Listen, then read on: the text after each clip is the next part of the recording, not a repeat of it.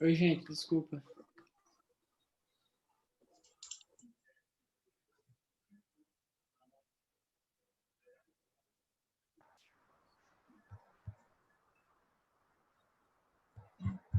Todo mundo voltou? É que o Zoom tem limite de 40 minutos aqui. Todo mundo me ouvindo? Sim. Sim. Vitor, esse Vitor não falou nada, não mostrou a cara. Oi, tô aqui. Calma aí. Ô, Vitor, liga a webcam aí, cara. Deixa eu ligar. Calma aí, não tava permitido. Ah, tá. Agora tá ligado. Ah, agora sim, rapaz. Ah, o Vitor eu lembro. Você tava na outra aula, não tava? Tava. Na primeira aula eu tava. Do nome eu não lembrava, mas lembrava da cara. Cara de farrista. É doido, né? Ah, não é tu que trabalha em negócio de transportador, algo assim? É, isso aí Eu mesmo. sou. Tá certo. Daí, Vitor. Bora, pode continuar a aula aí. Vamos voltar, se não cair o tempo. Bora, 40 minutos. Então tá, gente. Então, assim, aquela introdução que eu dei sobre política econômica, eu acho muito importante vocês terem noção, porque é assim, é o que você vê no jornal, sabe? Não sei se vocês têm o costume de ver jornal, mas você liga lá, tá aquele Sardenberg, aquele velho nojento, falando, taxa de juros do Banco Central, na reunião do Copom, caiu para 2%. Que porcaria é essa de taxa de juros do Copom? Quem é o Copom, sabe? Né? No meu primeiro ano de faculdade, eu perguntei para o meu professor de matemática financeira o que é a taxa de juros Selic, né? Daí ele falou, é a taxa de juros que o Banco Central estabelece. Eu falei, eu sei, mas que é? Que ela faz, né? Aí ele desconversou. Você imagina, um professor de faculdade, um economista não saber explicar o que significa a taxa de juros Selic. Assim, é o elementar do elementar para você conseguir compreender a economia como um todo, né? Alguém aqui é mais velho e já está comprando a casa própria, sei lá, ou um carro? Ninguém tem um carro aí? Financiado? Eu tô comprando uma casa. Ah Na lá. verdade, meu noivo tá comprando uma casa. Beatriz, você sabe qual é a taxa de juros que teu noivo tá pegando? Então, é que acho que tá pegando 5 e pouco, Ao ano? mas é pelo ao ano. Ah, Mas é pelo Minha Casa Minha Vida. E tinha, assim, tem vários tipos de taxa que você pega, né? Tem aham. um que pega pela inflação, daí ela é mais barata, só que daí é bem estável. Aí tem essa que a gente pegou, que daí é outro tipo, que daí Fixa. o juros é fixo, isso. Uhum. Beatriz, você acabou de descrever uma política pública, uma política econômica. O Minha Casa e Minha Vida é uma política econômica. Porque nenhuma empresa se disponibilizaria a vender uma casa a 5% ao ano. Uhum. Se eu colocar meu dinheiro Fica pagando a vida inteira, né? É, se eu colocar meu dinheiro na poupança, eu tenho tipo isso. Se eu colocar meu dinheiro no CDB, no CDI, eu tenho um pouquinho mais que isso. Mas qualquer investidor, que não é o meu caso, né? Qualquer investidor consegue uma taxa de 30% ao ano de retorno, né? Então, Uhum. esse exemplo de política pública é o exemplo de que é muito afetado em casos de austeridade fiscal, porque é investimento do governo, né? A política do governo, a política econômica, ela é a parte manuseável, é a parte que pode sair ou aumentar em casos de aumento ou diminuição de receita do Estado. É interessante a gente trazer isso para a nossa vida, sabe? Porque senão fica muito abstrato. Vou continuar aqui trazendo algumas ideias, tá?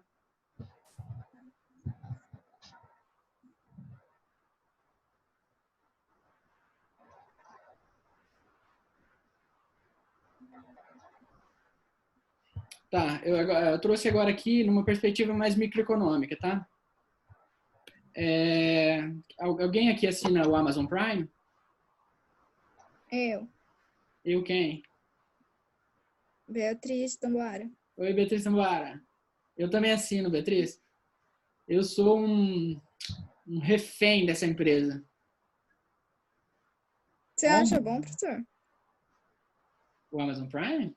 Você diz o, É, o vídeo ou todos os serviços? vídeo. Ah, eu acho Vídeo. bom. Mas é que não é só isso, né? Uhum. Você sabe que você tem entrega grátis, né? Aqui a gente só tem o vídeo. Não, mas você paga R$ 9,90? Sim, Então, você ganha também entrega grátis, sabia? não sabia. Para muito produto, muito produto. Você também ganha o Amazon Music. Tá tudo incluso. Eu nem sabia. Então, aí, por exemplo, eu vou dar um exemplo que eu fiz ontem cedo, antes da aula com o pessoal do direito, eu tava fazendo uma leitura, aí meu marca-texto tá no fim, né? Sabe quando fica só o rastro? Daí falei, precisando, será que eu vou na gráfica? Aí eu peguei, abri o site da Amazon, comprei 2 desse aqui, R$ 6, frete grátis. 2 marca-texto, frete grátis. Vai vir de São Paulo para cá. Vocês entendem a magnitude disso? Não vai pagar nem o frete que eles iriam gastar. Não, deixa eu abrir a porta pro cachorro aqui, peraí.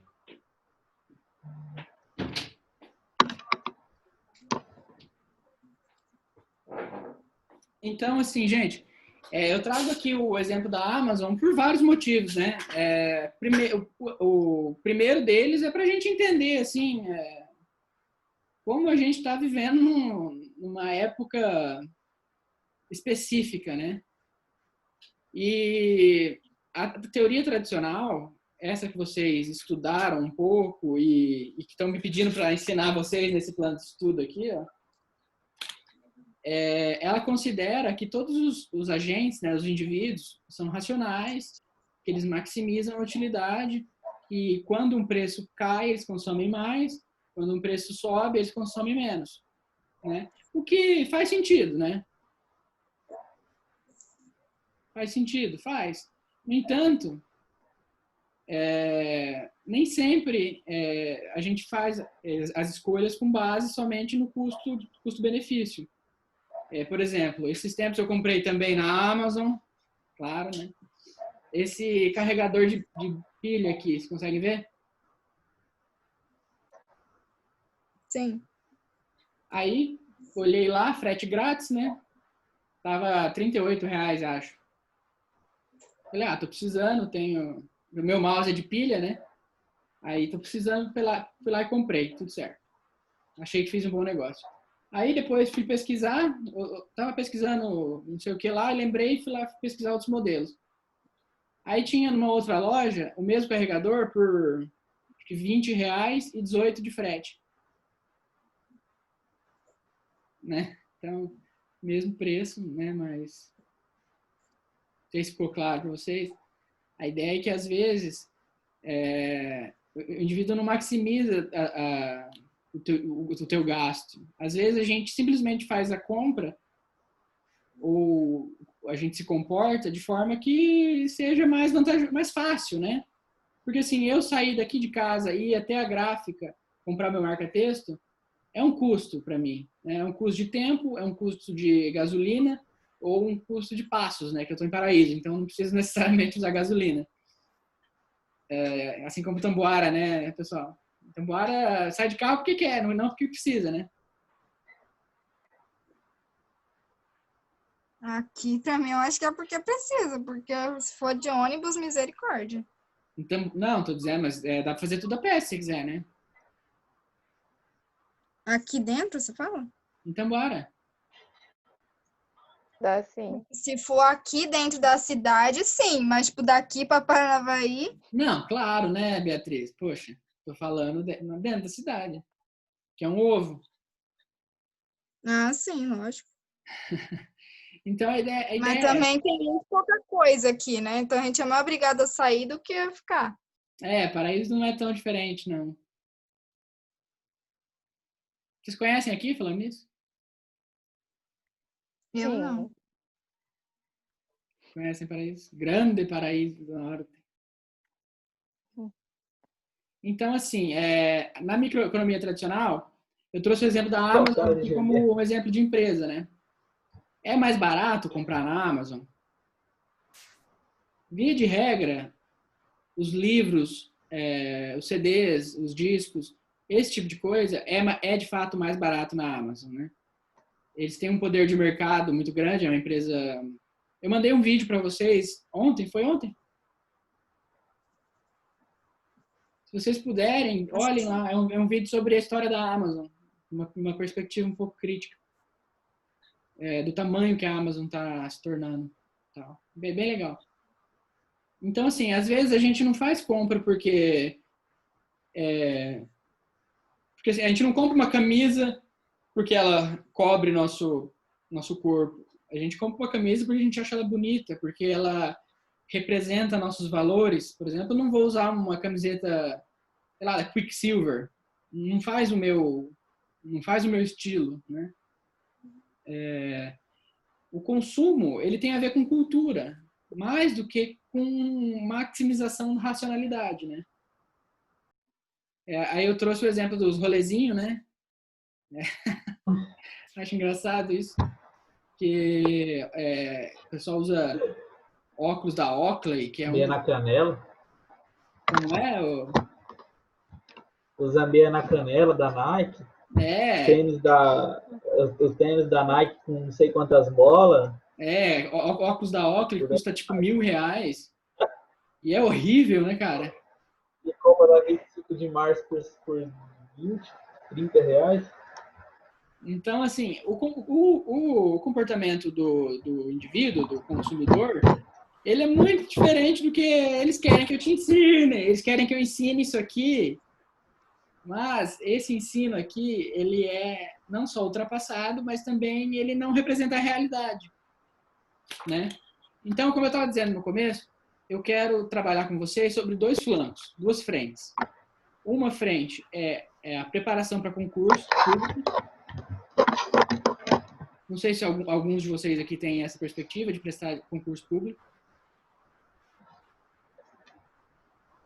E a outra perspectiva que eu quero trazer para vocês é entender o que é economia de verdade.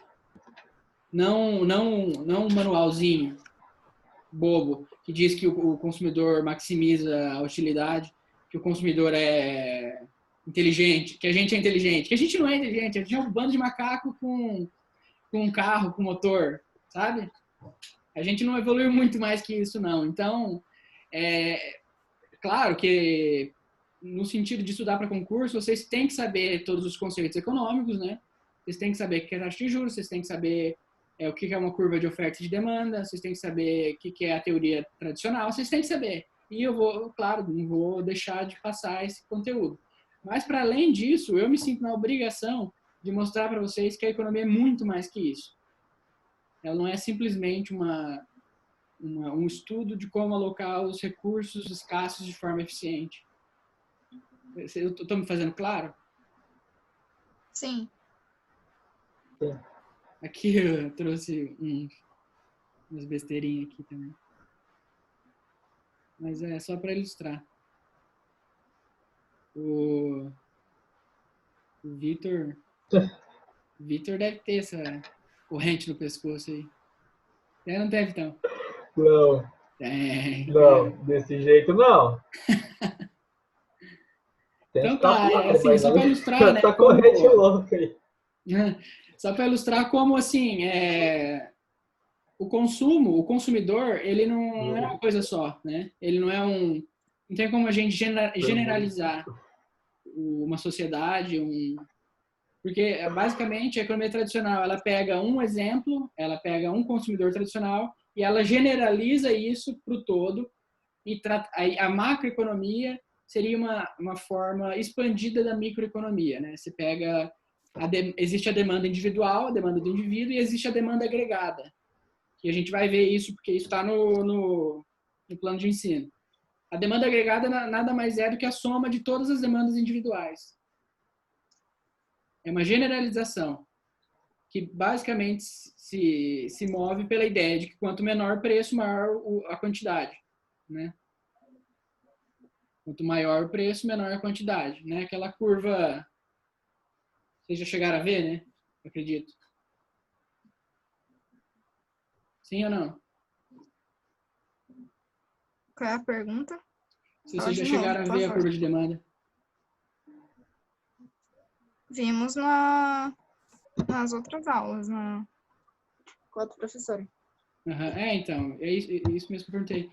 Porque é a coisa básica ali, né? Quanto menor a quantidade, quanto maior a quantidade, menor o preço. Quanto maior o preço, menor a quantidade, etc. É Lucas, né? Lucas, tá vivo? 100%? Tô aqui. Muita anotação aí? Ih, travou meu. Não foi? Demais. Perdão? Então a ideia é assim, gente, eu acho que eu expliquei, alguns de vocês não estavam na primeira aula, mas eu exijo relatórios, não sei se quem não estava ficou sabendo. Aí eu sugiro que esses relatórios vocês vão fazendo durante a aula, sabe? Anotando e tal. Não é nada formal, então, assim, eu falei que eu não uso boné da Quicksilver. Bota lá, Ivan não gosta de Quicksilver, entendeu? Não, eu tô zoando, eu tô Professor, dizendo. Tô eu tenho dizendo. duas perguntas. Perdão? Pode fazer. A primeira, sobre o Homo econômicos. Uhum. Ele não parece ser mais sustentável desse ponto de vista, de sustentabilidade? Que se as pessoas racionalizam mais antes de comprar, Teoricamente. No mundo ideal. mas não é o que realmente acontece. Não é. Bia, se você sair agora em Tamboara na rua, você vai encontrar gente no bar bebendo?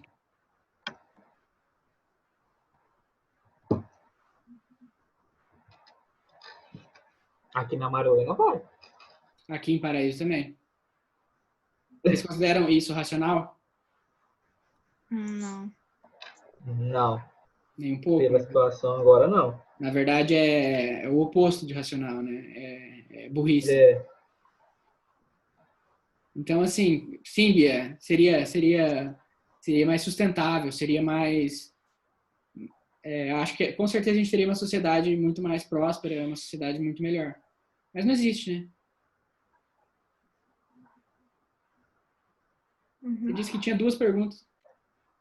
Isso. A outra é com relação à teoria tradicional, né? Você chegou a comentar que a gente vê o custo-benefício. Uhum. E a segunda, qual que era? Então, é assim, a economia alternativa heterodoxa, ela não descarta as variáveis econômicas. Ela não descarta o custo, o preço, está tudo incluso. Só que, para além disso, ela considera fatores culturais, ela considera fatores emotivos, instintivos, né? Como é que você vai... não sei se alguém de vocês tem a perspectiva de ser pesquisador, fazer mestrado, não sei. Né? Como é que a gente vai fazer uma pesquisa séria sobre determinado grupo, por exemplo, vou fazer uma análise econômica sobre o Covid-19 na região noroeste do Paraná no período 2020-2021. Analisar como foi a taxa de contágio da população vulnerável. Sei lá, inventei aqui um projeto de pesquisa. Né? Se a gente utilizar a abordagem tradicional para fazer essa pesquisa, você acha que a gente vai conseguir algum resultado factível que tenha alguma relação com a realidade? Tradicional, não. É difícil, porque se a gente considerar simplesmente os fatores econômicos, eu vou estar te dizendo aqui que é muito melhor estar todo mundo na rua mesmo. Não tem que fechar bar, não tem que fechar restaurante, porque as variáveis econômicas dizem que é melhor que o governo continue arrecadando. o custo de uma morte, a abordagem tradicional, existe uma corrente na economia que chama, dentro do direito econômico, que, essa é uma história muito legal, vou comentar com vocês. Tem um estudo que foi feito nos Estados Unidos, que a Ford, tinha um antigo carro da Ford, acho que da década de 70, 80, não sei se vocês já ouviram falar, o nome é engraçado, né? Mas vocês são adultos, então não vão dar risada desse tipo de coisa. É o Ford Pinto. Vocês já ouviram falar desse carro? Nunca nem vi, nem ouvi. Ele é antigo, né? E ele foi tirado de linha. O Ford Pinto, ele tinha o tanque de combustível na parte traseira. Então, ele costumava explodir muito.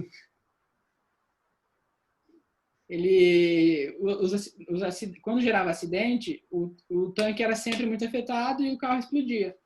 E depois de alguns anos, foi descoberto documentos oficiais da Ford que calculava o custo de tirar o Ford Pinto de circulação entre o custo de tirar o Ford Pinto de circulação e o custo de pagar a indenização para as pessoas que sofriam um acidente.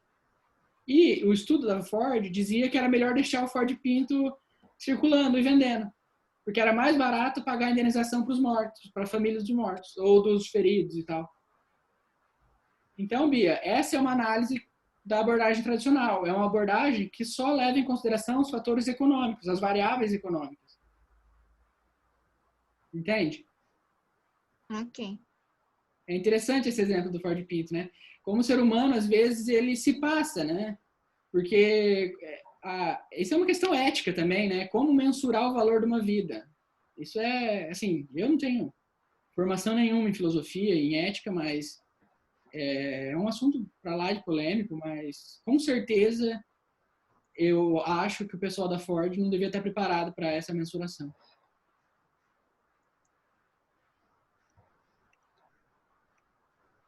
Então, aqui a curva tradicional de demanda, né?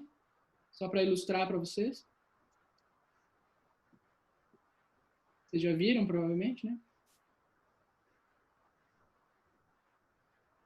Essa curva de demanda, ela faz parte da teoria do consumidor. Vocês chegaram a ver a teoria do consumidor? Não.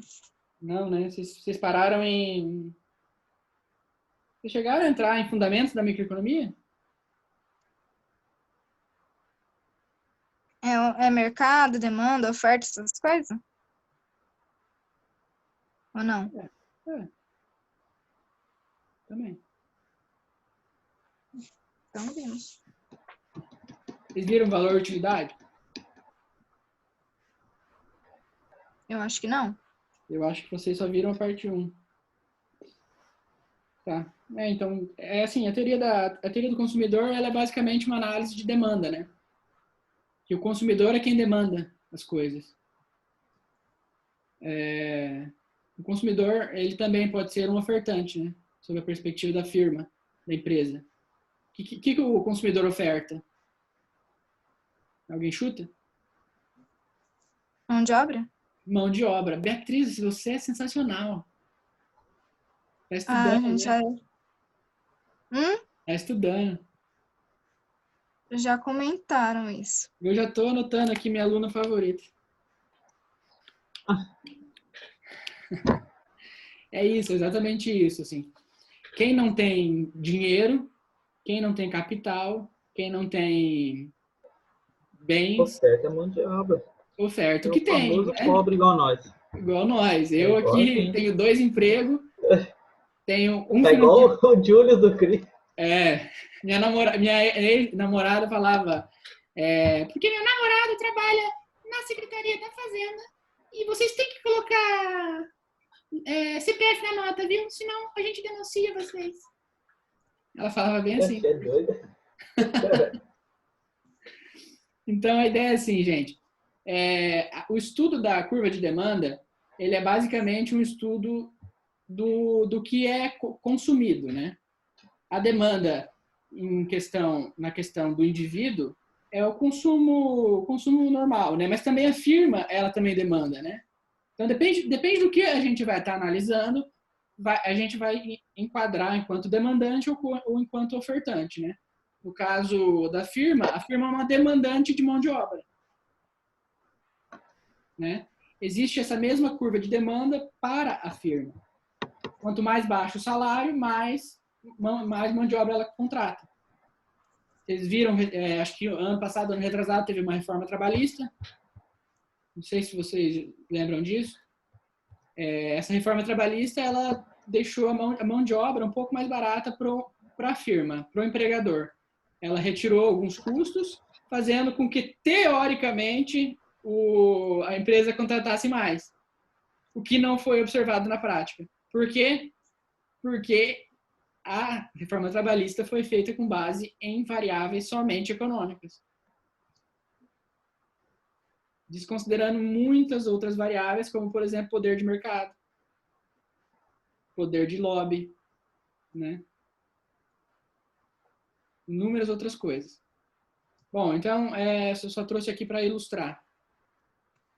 Então, agora uma introdução à macroeconomia, só uma ideia geral, assim, né? O que seria macroeconomia? Macroeconomia é a microeconomia expandida, né? É o total de todo um espaço. Normalmente, a macroeconomia lida com taxa de juros, essas taxas de juros como a taxa Selic, né, por exemplo. A macroeconomia lida com inflação, por exemplo. Macroeconomia lida com política econômica. A microeconomia também, né, mais ou menos assim, né, se você for pensar que o indivíduo ele é afetado pela política econômica, né? Só que a microeconomia não estuda as políticas econômicas, né? Quem estuda as políticas econômicas é a macro, não a micro, né? Porque na macro a gente pensa os atores de forma mais ampla, como o governo, as empresas, os consumidores, né? De forma ampliada, atomizada, talvez. A ideia é que esse gráfico que eu estou mostrando para vocês, de 71 a 2013, é a taxa de crescimento da economia dos Estados Unidos. Aí eu fiz esses meio círculos aqui para circular a parte de crises, né, de quedas queda no crescimento ou de decrescimento do produto interno bruto norte-americano. O que é possível a gente analisar com isso assim de cara? Que é uma constância, né? É uma constância de crise. Anos 70, anos 80, anos 90, passa aqui os anos 2000 mais ou menos em branco, e 2008 aquela crise do subprime. Então existe o sistema capitalista ele é intrínseco a crises. As crises econômicas elas são intrínsecas ao sistema. Eles sempre vai acontecer, as crises sempre vão acontecer, e os economistas, macroeconomistas, eles estão constantemente tentando entender cada vez mais para que essas crises aconteçam com menor frequência. E, por exemplo, em 2008, 2009, quando ocorreu aquele problema lá, a quebra do Lehman Brothers, não sei se vocês lembram, que quebrou um monte de banco, o pessoal estava emprestando dinheiro a rolê, a crise imobiliária, tinha mais casa que gente. E o que aconteceu? O governo fez o quê? Socorreu. Ele injetou dinheiro na economia. O que é isso? É uma política pública, uma política econômica anticíclica. É uma política econômica não tradicional. A política econômica tradicional diria para o governo balancear as entradas e as saídas. Então, a política anticíclica é uma política heterodoxa, é considerada uma política heterodoxa. E o que causa, né? O que causa essas quedas no crescimento? Muitas vezes são variáveis não econômicas, né? Às vezes um boato em Wall Street, às vezes uma queda de um avião em 2 prédios grandes no centro Nova York, né, o World Trade Center. Porque são variados fatores que podem gerar desconfiança, que podem gerar temor. Por exemplo, se eu ouço falar que a Petrobras vai ser privatizada e eu tenho ações da Petrobras, o que eu vou fazer? Se eu sou um entusiasta do mercado, eu vou comprar mais ações. Se eu sou um entusiasta do Estado, eu vou vender minhas ações. Ou seja, independente de bom ou mal, boatos, fatos externos à realidade podem afetar o comportamento das pessoas e afetar a economia como um todo. Top? Por exemplo, recentemente estava lá caindo o índice da Bolsa de Valores, e aí eles falaram no jornal que ia ficar muito inconstante para as pessoas investir. Foi isso? É exatamente isso, Beatriz. Por exemplo, eu tenho um presidente da República, por exemplo, que vai na TV e fala que uma pandemia mundial, que todo o mundo sabe o perigo, todo o mundo sabe as consequências. E daí eu tenho um presidente hipotético que vai na televisão dizer que não existe isso, que é uma gripezinha, que é uma besteira. O que acontece com a Bolsa? Cai? Não necessariamente, mas ela muda. Ela é afetada. Entende? Um comportamento individual, um comportamento de uma empresa, um comportamento... Assim, a economia, ela é um bicho delicado que ele varia de acordo com variáveis nem sempre econômicas, né? Um discurso, algo que pode parecer uma coisa que na verdade é outra, afeta a bolsa às vezes de forma positiva, às vezes de forma negativa. Mas no caso especificamente desse nosso exemplo hipotético, afetou de forma negativa, porque os investidores ficam com medo, né? Eles falam assim, que país é esse, cara? Eu vou tirar meu capital, vou tirar meu dinheiro daqui, se depois eu achar que ficou mais seguro, eu volto. Aí, o que acontece? Eu sou americano, estou investindo no Brasil, eu tiro meu dinheiro daqui, levo para os Estados Unidos. Meu dinheiro é dólar, né? Diminuiu a quantidade de dólar no país, né? Com essas grandes oscilações. O que acontece quando você tem pouca coisa? Você tem pouca coisa. Eu tenho um caderno só. A gente é 7 pessoas, eu tenho um caderno só. E todo mundo precisa de caderno. Quanto vai custar esse caderno? Vai custar muito. Porque tem um caderno só. Então, se os investidores temem e há uma fuga de capital, a tendência é que o dólar fique caro. Se você tem um ambiente seguro para investimento, você tem regras institucionais limpas, transparentes, ninguém tem medo de um golpe de Estado, ninguém tem medo de nada, sabe? Você confia naquele país, sabe? Você tem uma estabilidade econômica, então há uma tendência de que haja um fluxo de capital maior para esses países. E, consequentemente, não haja uma escassez de moeda, no caso dólar, fazendo com que ele não fique tão valorizado como ele está agora, né? Só trouxe esse exemplo para a gente ver como, né, às vezes fatores emocionais afetam a economia. Então, assim, só para resumir, aqui existem diferentes formas de pensar a economia. Não existe só A ou B, preto ou branco, né?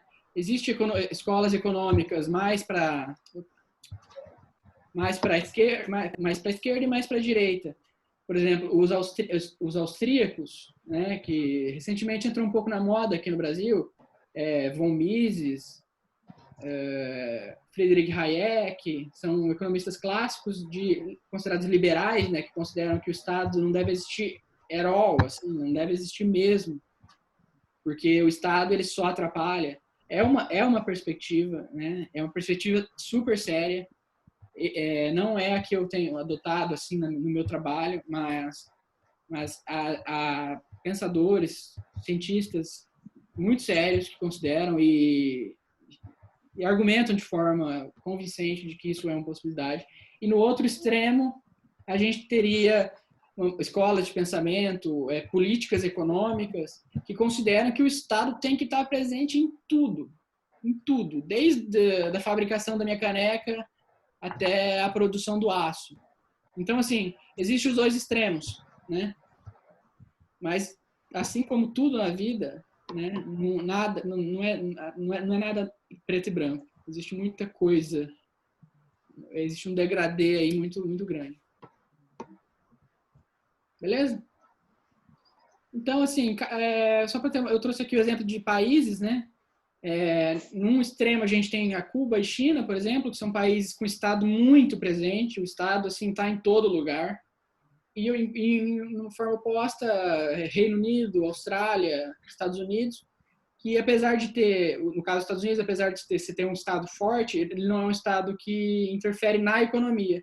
Ele é um Estado rico, mas ele não interfere na economia. É considerado um Estado mais liberal. Então era essa, em resumo, gente, era essa o que eu queria trazer assim de introdução para vocês, como um todo, né, do que pode ser a economia para além dessa perspectiva de curva de oferta e demanda, tá? Aí eu tenho essas 3 sugestões de vídeo aqui. Não sei se vocês, eu posso passar para vocês ali no grupo do WhatsApp depois, se vocês tiverem interesse. Esse primeiro aqui é do Clóvis de Barros, ele é meio famosinho, ninguém conhece. Ele é um palestrante e também é professor da USP. Ele fala muito bem, né? É aqueles caras que tem dom da retórica e tal. E daí aqui ele fala sobre ética, né? Como a gente, nós seres humanos, reagimos às mudanças e como a ética também é algo mutável, né? Por exemplo, faltar na aula, vocês consideram uma atitude antiética? Sem motivo algum, assim, eu só decidi faltar na aula. Sabendo que vocês custam R$2.000 por mês ao Estado, sabendo que vocês vão deixar de aprender, sabendo que você combinou com o professor, né? O professor te espera na sala. Você acha que é ético não vir na aula? Pensando em mim mesma de início, de cara. Que eu quero um futuro. Então, é antiético, eu também considero isso. E aí, é sobre isso que esse vídeo fala, assim. Só que, no entanto, por exemplo, como agora a gente tem aula virtual, é a mesma coisa? Não é. Você não se sente na obrigação de estar aqui, porque você não está indo para a aula. Você não tem um contrato social com a universidade de estar aqui na internet. Então, você não se sente antiético não assistindo essas aulas. Entende? E esse vídeo, assim, ele tem 2 horas, tá? Mas se vocês puderem assistir, assim, os primeiros 20 minutos, já vale muito a pena. Assim, sabe aqueles vídeos que você fala, devia ter visto antes. E daí esse segundo aqui, a Ayn Rand, é uma economista norte-americana, ela é uma das referências no liberalismo econômico. É bem radical, mas é bem legal, bem engraçado. E esse terceiro é uma série de Netflix bem legal, direto ao ponto. O capítulo 1 é sobre a China. Aí ele mostra vários dados sobre o crescimento chinês e tal. Bem legal, bem legal. Super recomendo. Nosso tempo vai acabar e vamos encerrar já, então? Ok. Todo mundo me mandou já o relatório, a perguntinha ali? Que pergunta? Eu tava por fora, cheguei atrasado. Vitão, só tu, né? Eu pedi para cada um escrever o que acha o que é economia e me mandar uma foto. Aí daí aqui no final do curso eu peço para vocês de novo para ver que vocês mudaram de opinião. Pode ser? Beleza. Escreve numa frase ali no papel e manda a foto no zap. Beleza. Tudo certo, gente? O relatório pode ser feito em tópico? Pode ser feito do jeito que você quiser, Beatriz. Então tá. Tem estipulação de linha ou não? Bom senso, né? Não vai fazer uma frase. Só uma frase só. Gostei Não, da economia. o que é economia pode ser uma frase. Beleza. Mas o relatório não, né? Pelo amor de Deus. Eu falei aqui 2 horas para vocês vão fazer uma frase?